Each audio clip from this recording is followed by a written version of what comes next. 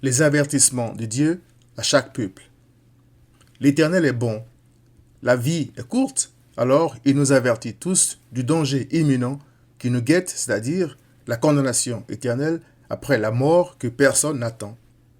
Les Écritures disent que ces avertissements viennent sous forme de souffrance et qu'il n'y a que deux façons de réagir: la colère et la révolte ou la repentance. Christ, que beaucoup d'Africains et de Juifs rejettent encore aujourd'hui, est le Sauveur que l'Éternel a envoyé pour délivrer du danger ceux qui, par sa grâce, reconnaissent leurs péchés et implorent sa miséricorde. Ceux qui le rejettent parce qu'ils souffrent trop ou parce que leur peuple a trop souffert commettent une erreur grave. Je m'explique. L'esclavage, la traite négrière, la pauvreté, les pandémies, les guerres, etc. font que beaucoup se mettent en colère, rejettent Christ et se tournent vers des idoles. Or, il est écrit: Dieu sauve le malheureux dans sa misère et c'est par la souffrance qu'il l'avertit. Job 36, verset 15.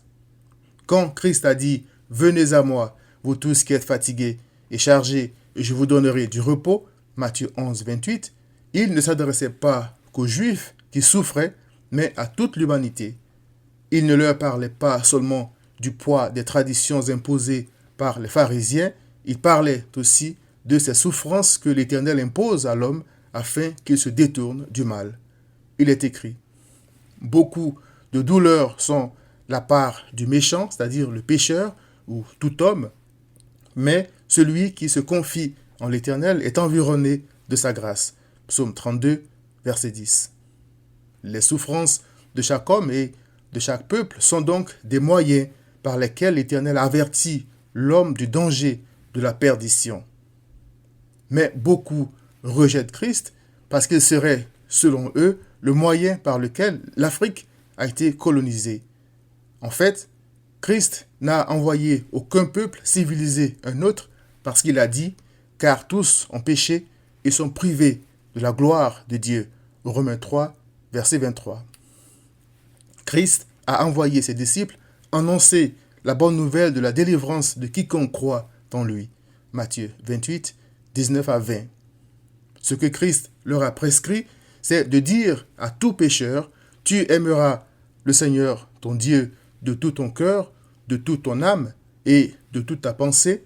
Tu aimeras ton prochain comme toi-même. Matthieu 22, 37 à 39. Christ est venu afin que des temps de rafraîchissement viennent aux pécheurs de la part du Seigneur. Acte 3, 19.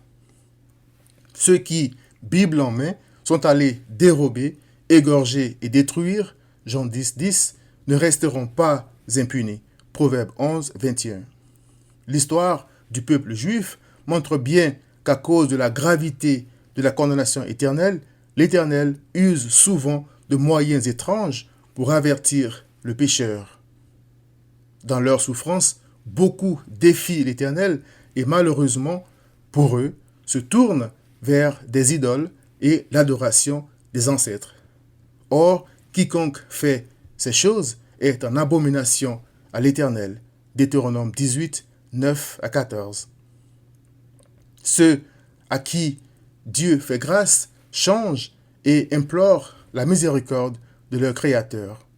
Christ est venu délivrer tout pécheur de toute nation, de toute tribu, de tout peuple et de toute langue qui se repent et croit en lui. Au lieu donc de grincer inutilement des dents dans la colère, l'homme ou le peuple qui souffre des avertissements de son Créateur devrait plutôt reconnaître ses péchés et changer de voie en se tournant vers Christ.